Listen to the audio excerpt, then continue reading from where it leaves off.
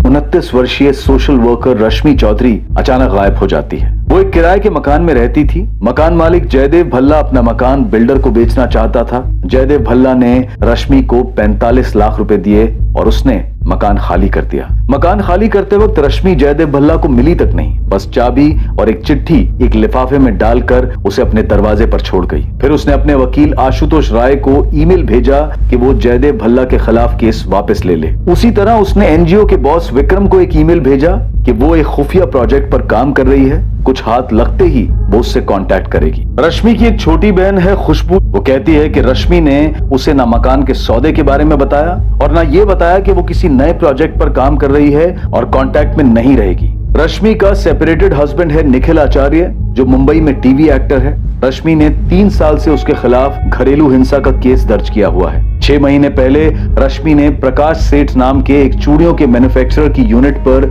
Sting operation किया था और बंधुआ बाल मजदूरों की तस्वीरें ली थी। और उसके गायब होने के बाद उसके एनजीओ में चोरी होती है और कई पेन ड्राइव्स चुराए जाते हैं। क्या पेन ड्राइव्स में कोई स्टिंग ऑपरेशन था लक्ष्मण व्यास के खिलाफ और इसी वजह से उसने भी कुछ कर दिया हो? इस केस की कहानी एक टेलीफिल्म की script perfect murder a mystery से काफी मिलती जुलती है। ये स्क्रिप्ट एक डायरेक्टर ने निखिल को ऑफर की है। रश्मि के लापता होने की हकीकत आखिर क्या है, अब आगे।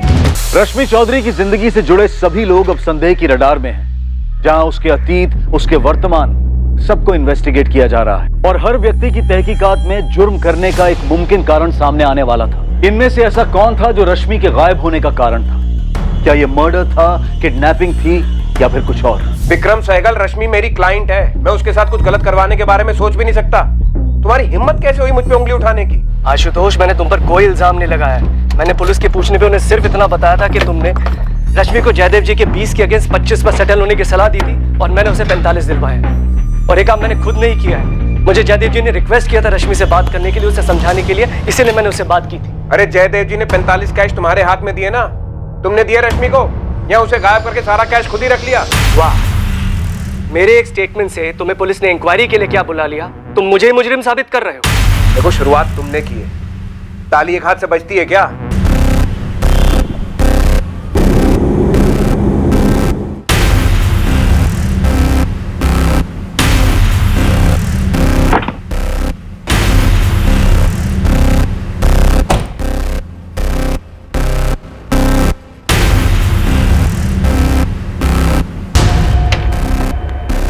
निखिल, मुझे तुमसे बात करनी है। सचिन, बाहर जाओ और सेट पे कह दो कि निखिल सर को आने में थोड़ा टाइम जाएगा। वो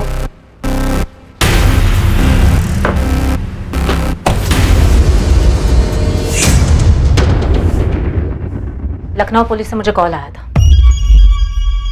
लखनऊ पुलिस ने तुमको फोन क्यों किया? क्या पूछ क्या रहे थे? यही कि तुम्हारा और निखिल आचार्य का क्या रिश्ता है। क्या तुम दोनों शादी करने वाले हो? क्या निखिल रश्मि का जिक्र करता है? तुम्हें पता है कि रश्मि कहाँ गायब हुई है? उनका दिमाग खराब हो गया है क्या? रश्मि के गायब होने से तुम्हारा क्या कनेक्शन? तुम्हारा है। गायत्री, नहीं, मैं जानना चाहती हूँ, क्या तुम्हारा हाथ है रश्मि को गायब करने में? तुम ये बोल भी कैसे सकती हो गायत्री? तुम मुझसे प्यार करती हो ना? निखिल, प्यार अपनी जगह पे है, पर इन सब में मेरा नाम है। जानते हो इसका मतलब क्या है? मेरे पेरेंट्स मुझसे सवाल पूछेंगे, माय फैंस, मीडिया सब यही कहेगा कि हाईएस्ट टीआरपी शो बेजुबा की मेन हीरोइन गायत्री एक मर्डर एक्यूज निखिल आचार्य से शादी। एक मिनट, मर्डर एक्यूज? मिसिंग से मर्डर एक्यूज? दिमाग खराब हो गया उनका? तुम इतना रिएक्ट क्यों कर रही हो यार? रश्मि ने तुम पे डोमेस्टिक वायलेंस का केस किया है, जिसके चलते तुम्हें डाइवोर्स नहीं मिल रहा और उसकी वजह से हम दोनों की शादी नहीं हो पा रही। तो ये रीजन लग रहा है पुलिस को? सच सच बताओ कि रीजन क्या है? पुलिस मुझे हिंट दिए जा रही है कि रश्मि को रास्ते से हटाने के लिए तुमने उसका मर्डर कर दिया। उन्होंने लाइफ को कोई क्राइम शो या थ्रिलर फिल्म समझ रखा है क्या? Perfect murder a mystery. ये स्क्रिप्ट आशीष ने तुम्हें ऑफर की? हाँ की। तो ये कि पुलिस मुझे कह रही थी कि रश्मि के केस की कहानी और वो स्क्रिप्ट बहुत मैच करती है जो तुम्हें ऑफर हुई है। ये क्या कर रहे हो तुम आशीष के साथ? हाँ,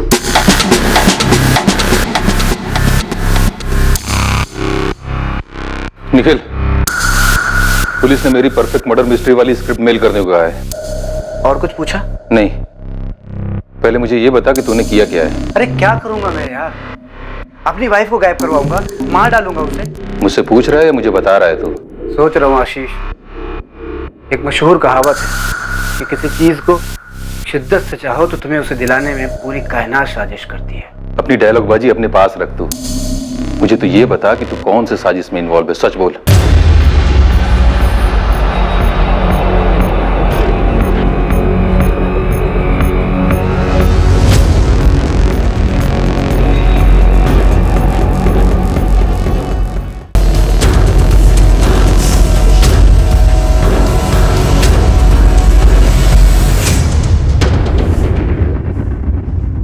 राकेश, तुम्हारे पास कोई पक्का सबूत है जो साबित कर सके कि एक्स कॉर्पोरेटर लक्ष्मण व्यास का हाथ हो सकता है रश्मि चौधरी मिसिंग केस में? सर कोई पक्का सबूत तो नहीं, पर रश्मि ने अपने बॉस विक्रम को एक ईमेल भेजा था जिसमें उसने लिखा था कि वो किसी बड़े ऑपरेशन पर है। और सर लक्ष्मण व्यास काफी बड़ा है। हम दोनों को मुसीबत में डाल सके जितना बड़ा है। सर हम उस पर कोई उंगली तो नहीं उठा रहे, हम सिर्फ इतना जानना चाह रहे हैं कि एनजीओ के उन पेन ड्राइव में ऐसा क्या जिन्हें हासिल करने के लिए उसने अपने आदमियों से उनकी चोरी करवाई। एनजीओ के सारे पेन ड्राइव्स सिर्फ रश्मि के तो नहीं थे।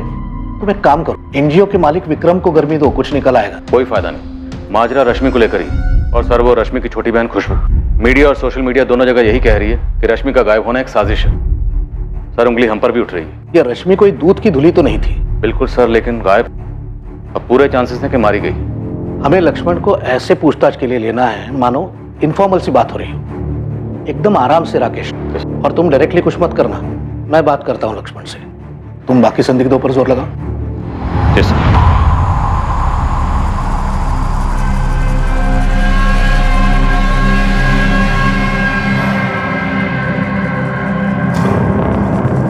आंचल, मैं आज ऑफ ले रही हूँ। थोड़ी तबीयत खराब है और मैं बहुत ज़्यादा परेशान हूँ। सॉरी।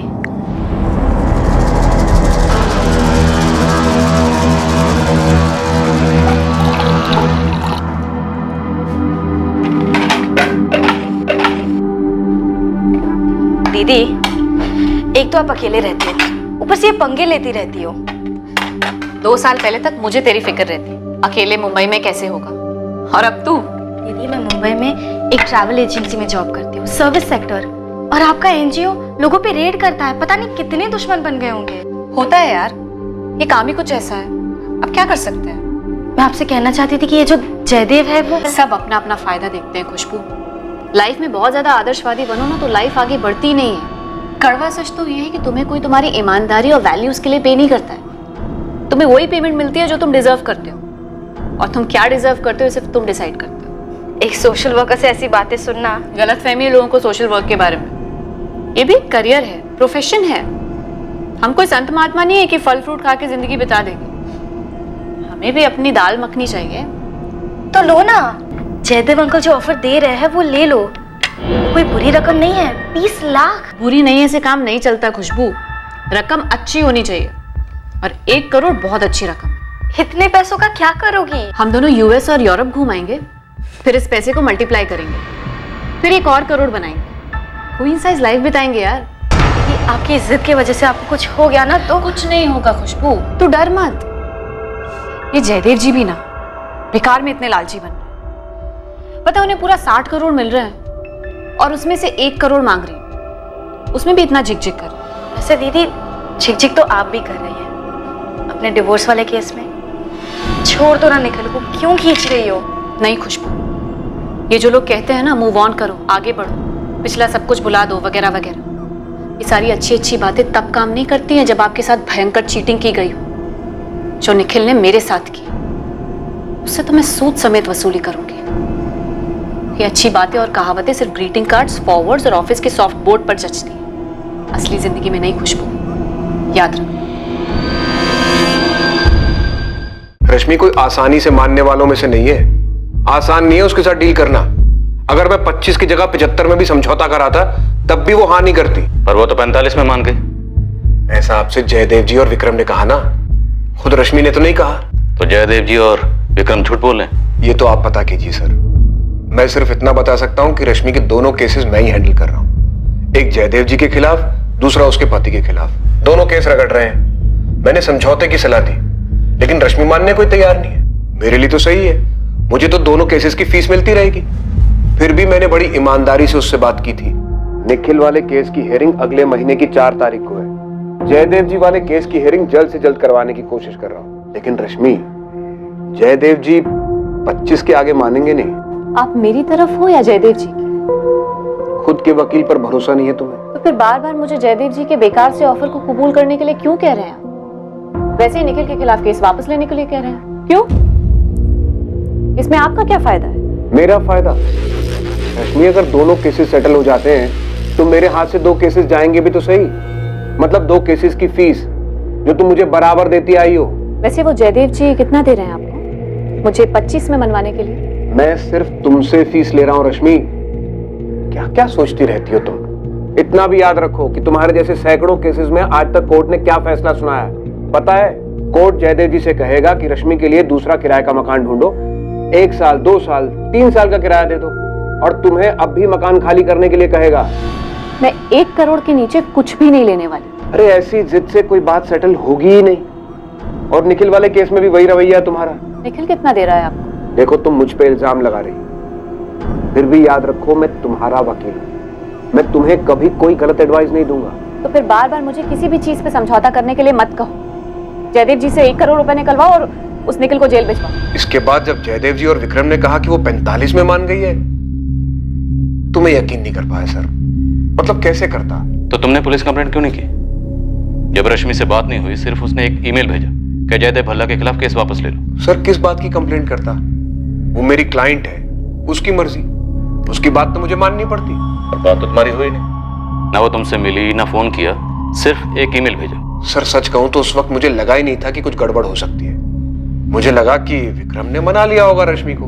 वो तो बाद में जब उसकी बहन ने शिकायत की तब जाके पता चला कि रश्मि ने अपनी बहन को ही 45 लाख की डील के बारे में नहीं बताया, और ना ही उस खुफिया मिशन के बारे में। तो मुझे लगा कि कुछ गड़बड़ है। क्या उसका मर्डर हुआ? वकील मैं हूं सर, ये सवाल तो मुझे आपसे पूछना चाहिए। हम भी जज नहीं, जब तक सबूत सामने नहीं होगा हम कैसे कुछ कह सकते हैं। तो मैं उम्मीद करता हूं कि आप जल्दी से कुछ कह पाए, लेकिन इतना बता दूं कि आप अपनी संदिग्ध की लिस्ट से मुझे निकाल दीजिए। अगर आपको ऐसा लग रहा है कि मैं लालची हो गया और मैंने पैसों के चक्कर में अपने क्लाइंट को कुछ कर दिया है, तो आपको गलत लग रहा है। मुझे इस पूरे समझौते का 10% मिलने वाला था और मैं उतने पैसे से खुश था। ये तो तुम कह रहे हो, अब वाकई में खुश थे या नहीं थे ये बताने के लिए इस वक्त रश्मि तो यहाँ नहीं है। तो आप ढूंढिए रश्मि को।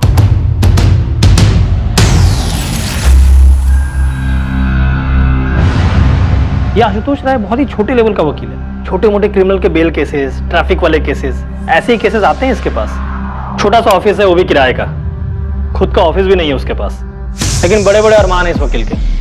पिछले 10 साल से है मैदान में, बड़े बड़े क्रिमिनल केसेस लेना चाहता है, लेकिन कोई उसे केस देता ही नहीं है। तो रश्मि को इस वकील में ऐसा क्या दिखा? रश्मि के डोमेस्टिक वायलेंस केस में ऐसा क्या था? और ये सेटलमेंट 10% बोल रहा है, मतलब 25 लाख पे 2.5 लाख। अब उसके लिए तो जैकपॉट ही होगा ना। जयदेव और विक्रम बोल रहे हैं कि 45 लाख थी, तो जैकपॉट डबल। सर, लक्ष्मण व्यास के ऑफिस से कॉल था, मिलकर बात करने की परमिशन दी। गुड।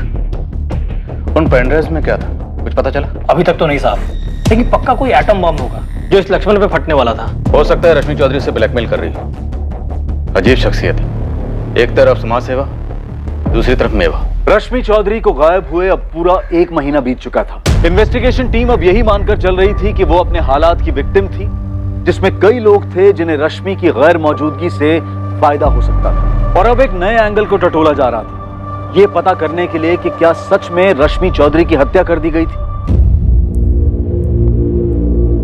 शैलेश, रश्मि किस चीज पर काम कर रही थी? पूरी संभावना है सर, इस रश्मि ने लक्ष्मण व्यास पे कोई स्टिंग किया था, तभी वो लोग पेनड्राइव के पीछे पड़े थे। तो पर उसने मुझे क्यों नहीं बताया? प्रकाश सेठ चोरियों की फैक्ट्री वाले स्टिंग के बारे में कहाँ बताया था? वो तो हमें दूसरों से ही पता चला था ना। अच्छा, ये जो चोरी हुई थी पेनड्राइव, तुमने उसकी लिस्ट बनाई है? हाँ सर, लेकिन उसमें एक भी पेनड्राइव रश्मि का नहीं था। सर, रश्मि अपना कोई भी सामान ऑफिस में छोड़ती नहीं थी।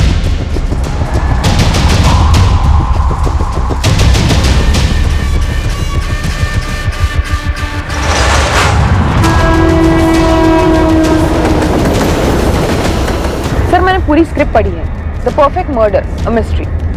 क्या स्क्रिप्ट में? एक पति पूरी बारीकी से प्लान करके अपने पत्नी को मार डालता है और दुनिया को ऐसे लगता है कि वो खुद से गायब हुई है। ये तो बिल्कुल रश्मि चौधरी के केस जैसा। सर, कुछ ज्यादा ही सिमिलर है, इसलिए मैंने स्क्रिप्ट के राइटर डायरेक्टर आशीष दास, निखिल आचार्य और उसकी गर्लफ्रेंड गायत्री, तीनों को पुलिस स्टेशन बुलाया है। सर, अगर रश्मि मारी गई है, कारण या तो ये पैसे हैं, वो 45 लाख रुपए, या तो ये टूटी शादी जो पूरी तरीके से टूटी नहीं है। पेन ड्राइव चुराने वाले ने सोचा था कि पेन ड्राइव रश्मि की है। ऐसा भी क्या ढूंढा जा रहा था उन्हें? क्या इसकी सच्चाई आसानी से सामने आती? देखिए इंस्पेक्टर राकेश, जो पूछना है जल्दी पूछिए। कहा है कि मुझे एक मीटिंग में जाना है। डीसीपी साहब ने फोन किया था, इसलिए मैं आपको समय दे रहा हूं। पूछिए क्या पूछना है, बताइए। लक्ष्मण जी, आप रश्मि चौधरी को कैसे जानते हैं? देखिए, हम दोनों समाज के लिए काम करते हैं, इसलिए कभी कभार मुलाकात भी हो जाती है और एक दूसरे की मदद भी हो जाती है। लेकिन अभी वो जो बाल मजदूरी के लिए काम कर रही है ना, इसके लिए बड़ी कदर करता हूँ उसकी। सर, जिस एनजीओ में रश्मि चौधरी काम करती है वहाँ हाल ही में एक चोरी हुई और वहाँ से पेन ड्राइव चुरा गए। सिर्फ पेन ड्राइव। ये तो बड़ा अजीब बात है। सर, हमारे सोर्सेज ने बताया कि पेन ड्राइव्स की चोरी हमने चोरी करवाई। हमने करवाई है पेन ड्राइव की चोरी। क्या मैडम, आप भी अजीब बात करती हैं। ये 100-150 रुपया में पेन ड्राइव मिलता है और उसकी चोरी मैं करवाऊंगा? इसी के लिए आप आई है क्या? इतना समय नहीं है मेरे पास। इसने आपके आदमी बलवीर का नाम लिया है। क्या मैडम, वही सोर्सेज की बात आप करती हैं? अरे हमारे बहुत विरोधी हैं, तो कुछ भी कहेंगे तो उसके पीछे मैं भागता रहूं? इंटरनेट पर बहुत तरह की बातें होती हैं, तो सबका जवाब देता फिरूं क्या मैं? है? और रही वो पेन ड्राइव की बात, है ना मैम, उस पेन ड्राइव में ऐसा कुछ नहीं है। सर, आपका ज्यादा वक्त नहीं लूं, सीधा सवाल पूछता हूं। पूछिए। उन पेन ड्राइव्स में ऐसा क्या है जो आपके लिए खतरा हो सकता है, जिसकी वजह से रश्मि चौधरी गायब हुई? देखिए, रश्मि चौधरी गायब हुई, इसका बहुत दुख है हमें, और उम्मीद करते हैं कि आप जल्द से जल्द उनको ढूंढ भी निकालेंगे। और रही पेन ड्राइव की बात, तो पेन ड्राइव में हमारे खिलाफ कुछ हो ही नहीं सकता।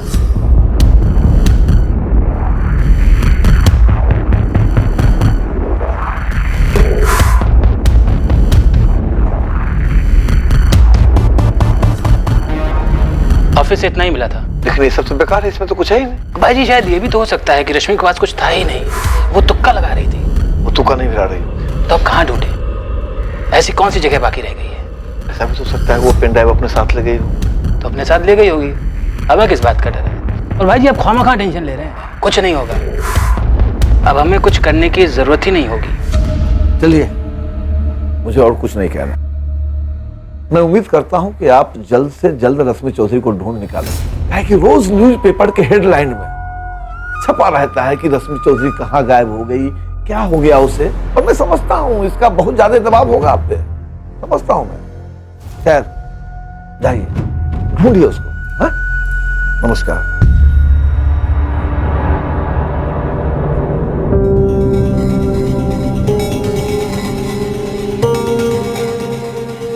सर जी। भाई जी, आपसे कुछ बात करना चाहते हैं, अकेले में। एक रिक्वेस्ट है आपसे। जो बात मैं आपको बताने जा रहा हूं, ये बात किसी को कानो कान पता नहीं चलनी चाहिए, और किसी को पता चल भी जाती है तो मुझे ये पता चल जाएगा इसका सोर्स क्या है। नहीं होगी सर। अब बताइए, रश्मि चौधरी से आपका क्या कनेक्शन है? आपके साथ महिला ऑफिसर थी, उसमें मैं आपको ये बात नहीं बता पाया। कभी कभी इस फार्म हाउस में हम औरतें बुलाया करते हैं, और आप समझदार हैं, क्यों बुलाते हैं?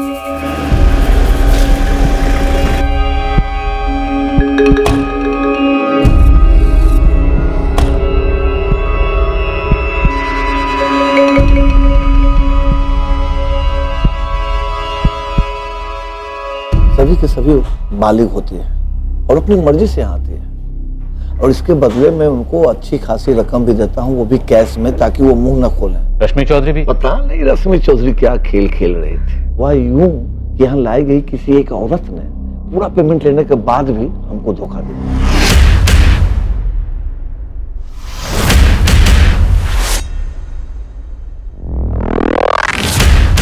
फिर मुझे उस रश्मि चौधरी का फोन आता है। रश्मि, तुम मुझे ब्लैकमेल कर रही हो? Laxman ji, video quality, lighting, sound top quality का है। कोई भी बोलेगा कि आप ही हो, और जो आप कर रहे हो, आप क्या बोलो? कौन थी वो? नाम बताओ उसका। आपको सच में लगता है मैं नाम बताऊंगी? देखो रश्मि, सीधे सीधे बताओ क्या चाहती हो तुम? बड़ी हैरत होती है मुझे लक्ष्मण जी, आप मीडिया में औरतों की सेफ्टी, मर्यादा वगैरह वगैरह को लेकर कितने स्टेटमेंट्स देते रहते हैं। वैसे तुम भी तो अपने आप को सोशल वर्कर कहते हो, और हरकतें देखो एक मामूली ब्लैकमेलर की। और आपकी हरकतें तो अवार्ड विनिंग है ना सर जी। सुनो, एक दूसरे को ताने मारने से बेहतर है कि सीधे सीधे बताओ कितना पैसा चाहिए तुम। कितना दे सकते हो लक्ष्मण जी? भाई जी ये जरूर सुनीता की हरकत हो। जो कोई भी था एक जड़िया था बलबीर। तू ही बता कि कोई ऐसी हिम्मत कर सकता है क्या? हो सकता है रश्मि ने किसी को पहले से ही पट्टी पड़ा रखी हो। 15 लाख फिक्स हुआ था। पैसे दिए आपने? डील होने के पहले ही वो गायब हो गए। तभी तो हमने पेन ड्राइव हासिल किए थे ताकि वो किसी और के हाथ में ना लग जाए। हालांकि उस पेन ड्राइव में कुछ था नहीं। वो पेन ड्राइव मैं आपको लौटा दूंगा। जी सर। मुझे लगता है रश्मि चौधरी मारी गई है। क्या है कि जिस तरह से उसको लगता था कि मुझे ब्लैकमेल कर वो कोई जैकपॉट हासिल करेगी, उसी तरह से उसको मारने वाले का भी कोई जैकपॉट दांव पे लगा होगा। लेकिन वो आदमी मैं नहीं।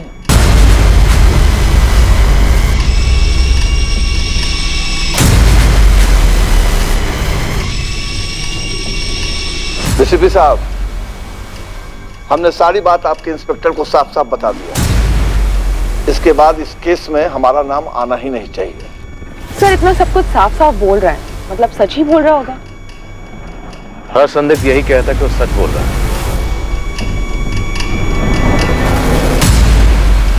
मानते हैं सर इसमें हमारी गलती है, लेकिन ये तस्वीर हमारे पास सिर्फ 2 हफ्ते पहले ही आई।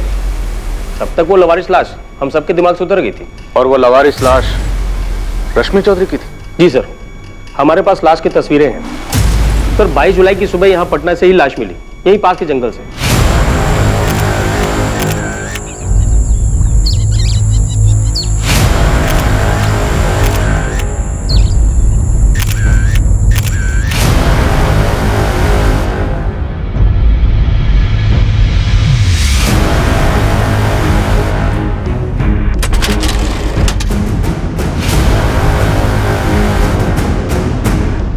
पोस्टमार्टम से सामने आया है कि मौत गला घोटने से हुई है, कोई सेक्सुअल असॉल्ट नहीं था। हम लाश की पहचान नहीं कर पाए, बॉडी तेजी से गलती जा रही थी, इसलिए हमने उसका क्रियाक्रम कर दिया। लेकिन अंश हमने बचा के रखे ताकि डीएनए टेस्टिंग में काम आ सके। तो मैं रश्मि चौधरी की बॉडी 22 जुलाई को मिल गई थी, जबकि उसकी मिसिंग कंप्लेंट 29 जुलाई को फाइल की गई। 7 दिन तक किसी को पता नहीं था कि रश्मि चौधरी कहाँ है और उसके साथ क्या हुआ। 29 जुलाई को उसकी मिसिंग कंप्लेंट उसकी छोटी बहन खुशबू ने फाइल की थी। वही तो सर, काफी दुर्भाग्यपूर्ण है।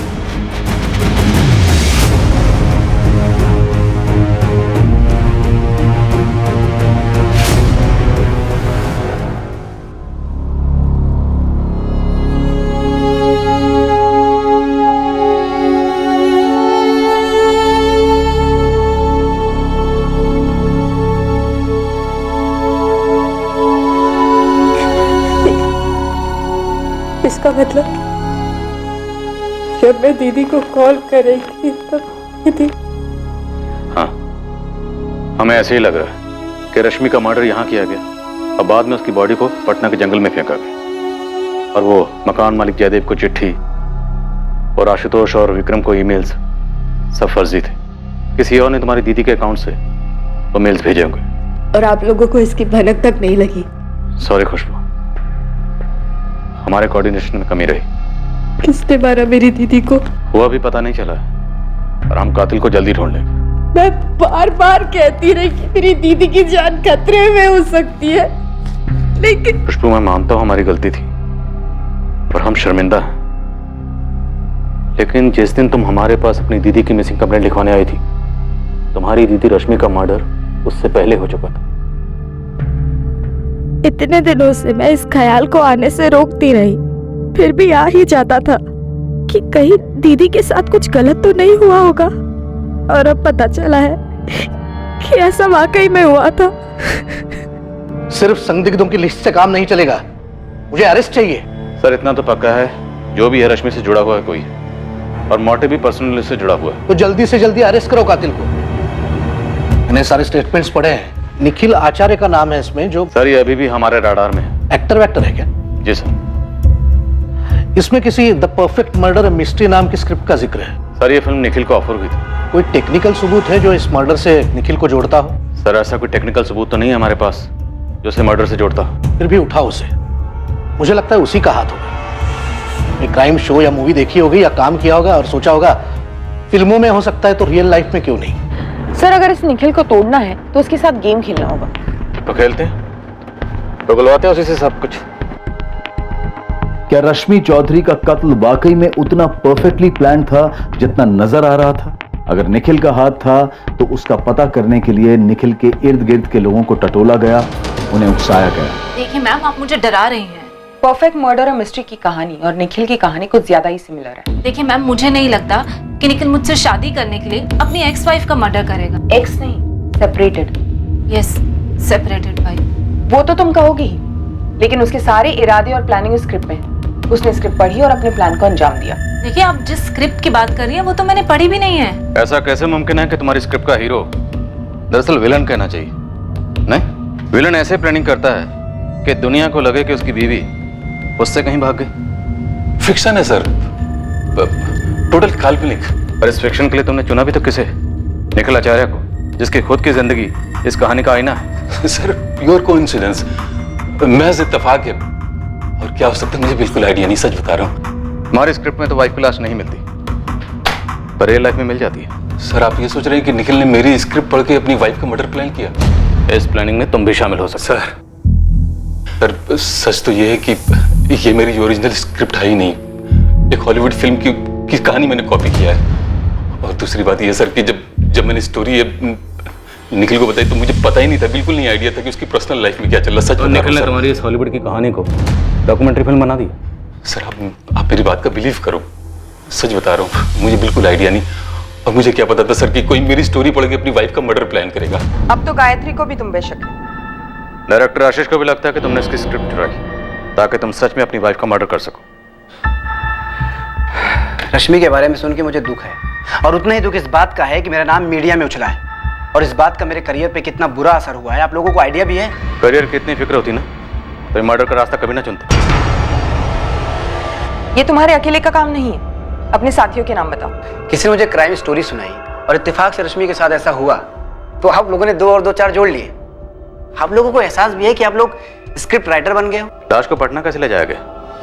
तो मकान मालिक जयदेव भल्ला वो भी शामिल है? देखिए सर, मुझे सिर्फ इतना पता है कि मैं इन्वॉल्व नहीं था, और रश्मि न जाने कितने पंगों में इन्वॉल्व थी। मुझे डिवोर्स ना देना, मकान मालिक का घर ना छोड़ना, न जाने कितने स्टिंग, कितने ब्लैकमेल्स, मतलब उसके कत्ल के दर्जनों कारण हो सकते हैं। परफेक्ट मर्डर अ मिस्ट्री, उसका किरदार अजय भी ऐसे हालात पैदा करता है ताकि दुनिया को यह लगे कि उसकी बीवी के भागने के दर्जनों कारण हो सकते हैं। मैं उस वक्त लखनऊ में था ही नहीं।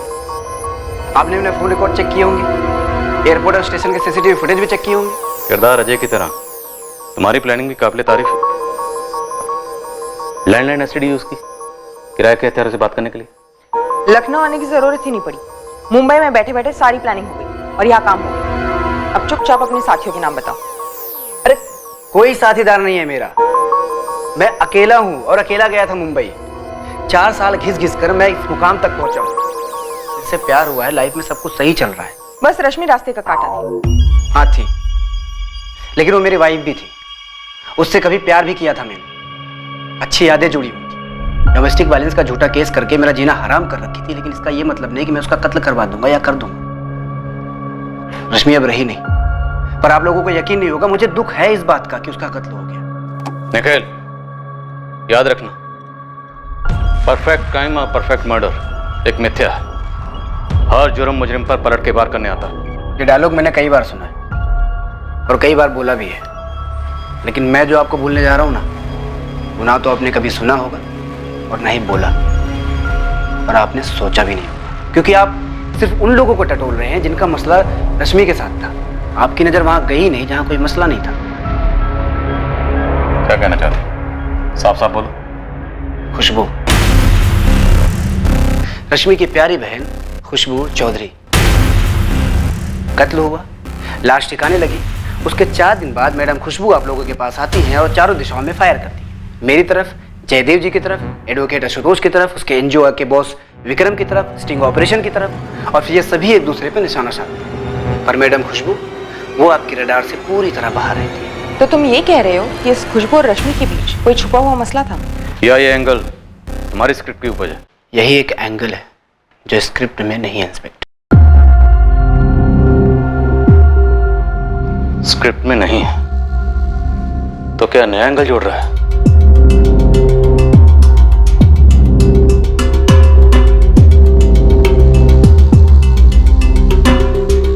अब खुशबू को भी पुलिस स्कैनर से बख्शा नहीं गया। क्या खुशबू और रश्मि के बीच वाकई कोई मसला था जो उन दोनों के अलावा और कोई नहीं जानता था। खुशबू ने जब अपनी बहन की खोज शुरू की थी, पुलिस ने उस समय के उसके पदचिन्ह नापना शुरू कर दिए। अब पुलिस खोज रही थी वो मिसिंग कड़ी जो शायद खुशबू को इस जुर्म से जोड़ने वाली थी। ये नई खोज पुलिस को दोबारा से एनजीओ के मालिक विक्रम सहगल से रश्मि के वकील आशुतोष राय तक ले गई और घूम फिरकर पुलिस फिर से मकान मालिक जयदेव भल्ला तक पहुंची। शक की सुई घूमती जा रही थी, रुकने का नाम नहीं ले रही थी और कातिल का नाम सामने नहीं आ रहा था। इतने सारे संदिग्ध, कुछ बड़े जाहिर से मकसद, लेकिन फिर भी इस मर्डर केस के मुजरिम की कोई खबर नहीं। क्या यह वाकई में एक परफेक्ट मर्डर था? इस जुर्म को अंजाम देने वाला दिमाग इस जुर्म को सुलझाने वाले दिमागों को मात दे गया था और यह केस अनसुलझा रह गया। उन कई केसेस की तरह जहां काफी बारीकी की तहकीकात और पूछताछ के बावजूद मुजरिम हाथ नहीं लगता, लेकिन कोई जुर्म ऐसा नहीं है जो परफेक्ट मर्डर होता है।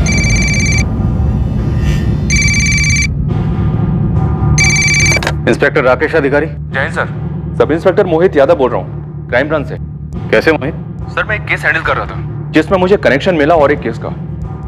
इन्वेस्टिगेशन के दौरान पता चला वो केस तो आपका था, वो रश्मि चौधरी मर्डर केस। क्या बात, पूरे 1 साल बाद हम फिर से केस फाइल खोलेंगे। लीड क्या है? दरअसल मैंने 2 हिस्ट्री शीटर्स को उठाया था सर, उनकी तोड़ाई करने ही वाला था, तब मुंह खोला उन लोगों ने। साहब हम लोग उस कांड में शामिल नहीं थे, आप हमें गलत केस में उठा लाए हो सर। अब उठा लाया हूं तो यहां से आराम से हाथ हिलाते हुए तो जाने नहीं दूंगा तुम दोनों को। बताओ ऐसा कौन सा कांड किया तुम दोनों ने जो अभी तक हमारी रडार में नहीं आया? हम सच बोल रहे हैं, हमने कोई कांड नहीं किया था। हम लोग तो खुद का कुछ कानूनी शुरू करने के चक्कर में। राजू, मयंक, तुम दोनों सच बोलोगे तो रात को सोने को मिलेगा, सुबह उठोगे दुनिया बुरी नहीं लगेगी, और अगर झूठ बोलोगे तो तुम दोनों अच्छी तरह से जानते हो कि यहाँ पे क्या होगा। सर वो 1 साल पहले एक काम मिला था। मर्डर? अरे नहीं साहब, एक मकान से सामान खाली करवाना था। तो मतलब ये कानूनी काम शुरू करने वाले थे तुम दोनों, मूवर्स और पैकर्स? नहीं साहब, सच में हम लोगों ने काम किया था, उसके तगड़े पैसे भी मिले थे हम लोगों को। कहाँ किया था?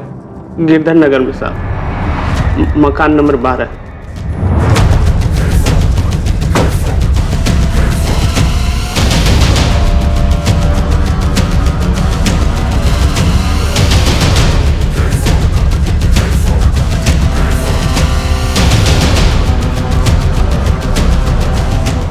मकान किसका था, डिटेल दो। हमें पता नहीं है साहब, हमें तो पैसे मिले और हमने काम कर दिया।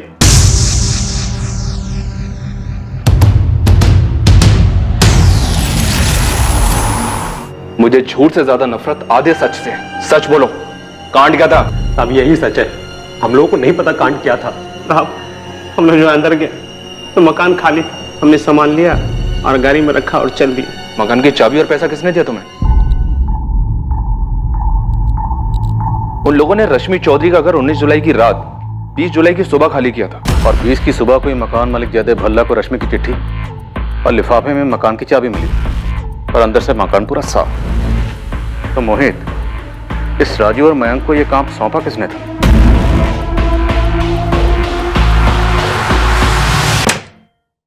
Good afternoon Ashutosh. Good afternoon, बैठिए। आखिरकार आपने अपना ऑफिस ले लिया, कोई बढ़िया वाला। हाँ, काम काफी बढ़ गया पिछले 1 साल में, काफी नए क्लाइंट्स मिले। हाँ, क्लाइंट्स काफी तरक्की लाते हैं, सोने के अंडे देने वाली मुर्गियां होते हैं क्लाइंट्स, जैसे कि रश्मि चौधरी क्लाइंट थी आपकी, याद है? बात क्या है इंस्पेक्टर? बात 45 लाख के वकील साहब, वही 45 लाख जो जयदेव भल्ला ने वाकई विक्रम को दी, और विक्रम ने तुम्हारी क्लाइंट रश्मि को दी, और रश्मि के कातिल ने रश्मि का कत्ल किया और 45 लाख खुद रख ली। ऐसे कैसे? मतलब कौन है? राजू और मैं, क्रिमिनल्स हैं। किसी जमाने में तुमने उनकी जमानत करवाई थी, तुम्हें तो याद भी नहीं होगा। हाँ याद है मुझे। क्या हुआ उन्हें? पकड़े गए, सब बोल दिया। मैडम ऐसे कैसे अचानक टिकट कटाकर लखनऊ आ जाओ? आखिर हुआ क्या है? तुम्हारी बहन के कातिलों का खुलासा होने वाला है। इससे पहले कि पुलिस आशुतोष राय को उठाने पहुंचती, उन्होंने उस कनेक्शन और उस चाबी को उठा लिया था जो आशुतोष को केस के साथ साफ साफ जोड़ रही थी। लेकिन क्या आशुतोष ने ही मर्डर किया था या माजरा कुछ और ही था जो इस केस की अनसुलझी कड़ी थी? इंस्पेक्टर साहब, सर कुछ तो बोलेगी भी आप। बोला तो आपका जयदेव जी, लिफाफे के अंदर जो चाबी थी, चिट्ठी थी, उनके बारे में। बैठे आराम से, नाश्ता पानी करिए, तब तक हम बाकी कड़ियां लेकर आ रहे हैं। आप कहानी पूरी कर दें।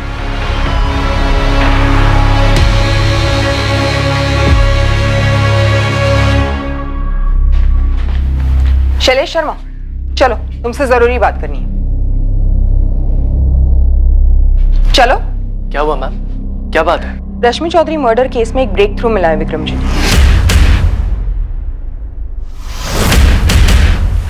चाबी किसने दी थी? बर्फ।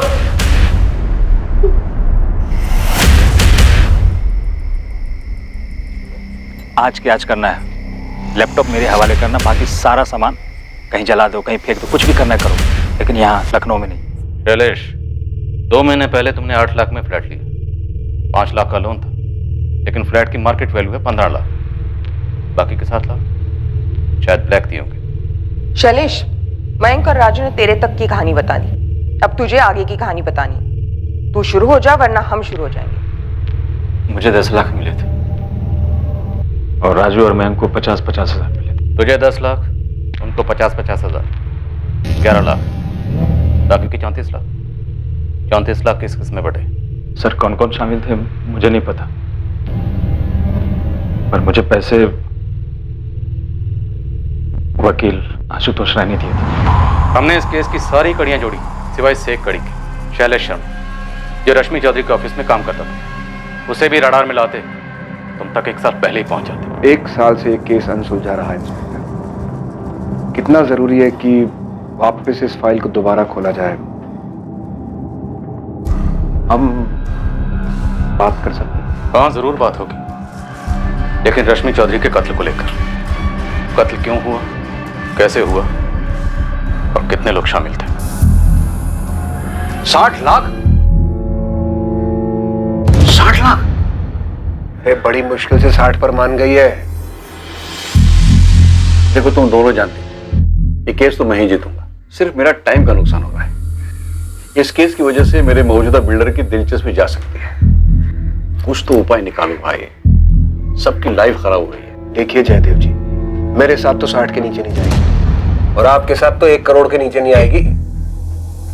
उसका बॉस है विक्रम, रश्मि उसे बहुत मानती है।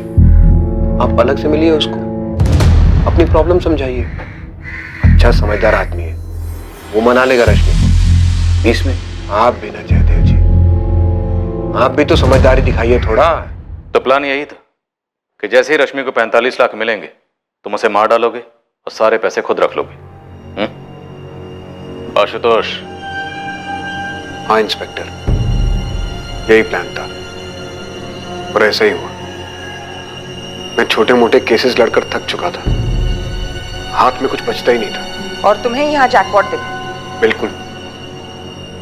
देखिए, समझौता कितने में भी होता, मुझे तो 10% ही मिलने वाला था। वो भी रश्मि देती या नहीं, इस बात की कोई गारंटी नहीं थी। तुमने विक्रम के थ्रू डील करवाने की सलाह दी जयदेव भल्ला को, क्यों? ताकि अगर कभी कोई कुछ गड़बड़ हो तो वो भी शक के दायरे में आए। मैं अपनी तरफ से क्लीन बना रहा। मैंने विक्रम के ऑफिस से शैलेश को भी खरीद लिया। और विक्रम ने मना लिया रश्मि को? हाँ, मना लिया 45 में। ये रहे तुम्हारे 45 लाख, गिन लो। विक्रम, मेरे वकील आशुतोष से ज्यादा भरोसा करती हो तुम पे। वो तो मुझे 25 पे सेटल करने के लिए कह रहा था, लेकिन तुम्हारी वजह से कम इतने तो मिले मुझे।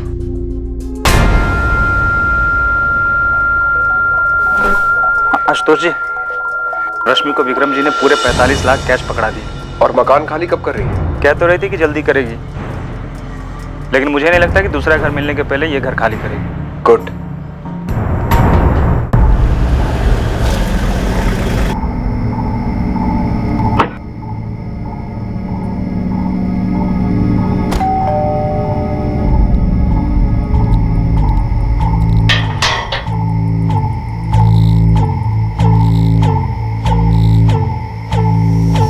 हम केस क्लोज करने की नॉर्मल सी बात कर रहे थे पहले रश्मि को थोड़ा शक सा हुआ कि मैं शैलेश को साथ क्यों ले आया था। मैंने बात टाल दी और मौके का इंतजार किया। उसे तो खैर भनक तक नहीं थी कि क्या होने जा रहा है।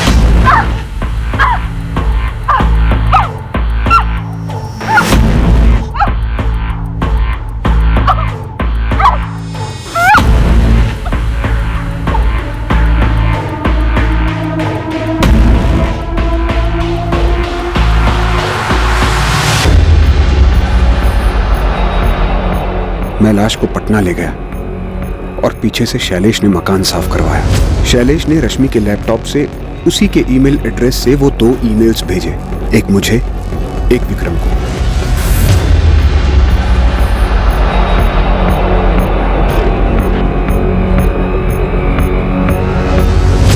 मैंने आप लोगों को सब कुछ सच बता दिया। तुम्हारी वाइफ को मालूम है तुमने ये नया ऑफिस कैसे खरीदा? सर, क्यों एक बेचारी औरत का दिल और भरोसा तोड़ना चाहते? कहिए, क्या कीमत लेंगे इस केस को सेटल करने की?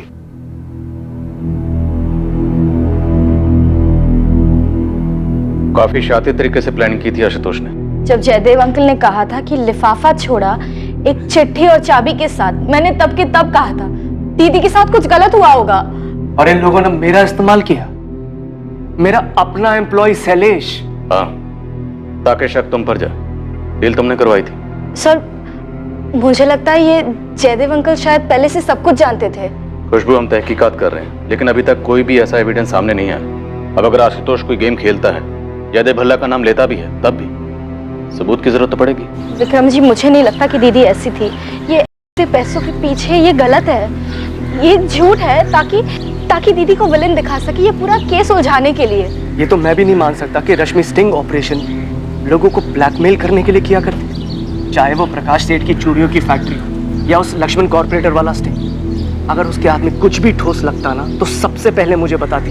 पता है, मुझे हमेशा से ये डर था कि एक ना एक दिन दीदी के साथ कुछ बुरा हो सकता है। और एक्सक्यूज मी। हाँ निखिल। खुशबू, मुझे पता चल गया कि रश्मि का असली गुनहगार कौन है। अब तो पूरी दुनिया को पता चल गया है। लेकिन जब उससे बात नहीं हो पा रही थी तो सबसे पहले तुमने मुझे फोन किया था, तो अब क्यों नहीं? Just shut up Nikhil. तुम तो चाहते थे मेरी दीदी को रास्ते से हटाना, किसी और ने हटा दिया। तुमसे ज्यादा खुश कोई और नहीं हुआ होगा। ऐसा नहीं है खुशबू, तुम अभी भी मुझे गलत समझ रही हो। तुम्हारी दीदी से मैंने कभी प्यार भी किया था, सच्चा प्यार। और एक बार दिल से किसी को चाहो ना, तो उसके बारे में इतना गलत कभी नहीं सोच सकते हो, कभी नहीं।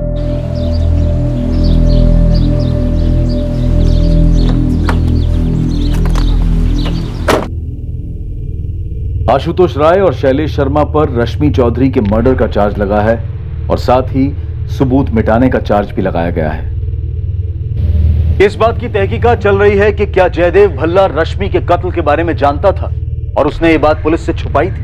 पैसा लोगों से कुछ भी करवा सकता है, जो कल्पना के बाहर हो, सोच के बाहर हो, वो भी करवा सकता है। और ये बात शायद सच है, लेकिन ये भी सच है कि जुर्म के जरिए हासिल किया गया धन आखिरकार मुजरिम के सुख चैन को खरीद लेता है। जुर्म की प्लानिंग के वक्त, उसे अंजाम देने के बाद, पैसा हाथ लगने के बाद मुजरिम को यह महसूस होता होगा कि उसके जीवन में एक जैकपॉट लग रहा है या लग गया है। लेकिन गलत तरीके से लगा जैकपॉट कभी ना कभी कानून को मुजरिम के दरवाजे तक पहुंचा ही देता है। ये कोई पहला केस नहीं है जहां मर्डर इन्वेस्टिगेशन काफी वक्त तक अनसुलझी रही, जिसका ब्रेक थ्रू पूरे 1 साल बाद मिला और मुजरिम रोशनी में लाए गए। कुछ केसेस में तो और भी समय लगता है, कभी 10 साल तो कभी 20 साल तो कभी उससे भी ज्यादा समय, लेकिन केस हल तो होता ही है। ऐसा क्यों होता है? कर्मा की थ्योरी, नियति का लिखा, या फिर महज एक इत्तेफाक कि मुजरिम पकड़ा ही जाता है। अब मैं अनूप सोनी आपसे विदा लेता हूं, फिर मुलाकात होगी एक और नए केस के साथ। और याद रखें, क्राइम और आपके बीच में सिर्फ इतना फर्क है कि आप कितने सतर्क हैं। सतर्क रहें, सुरक्षित रहें। जय हिंद।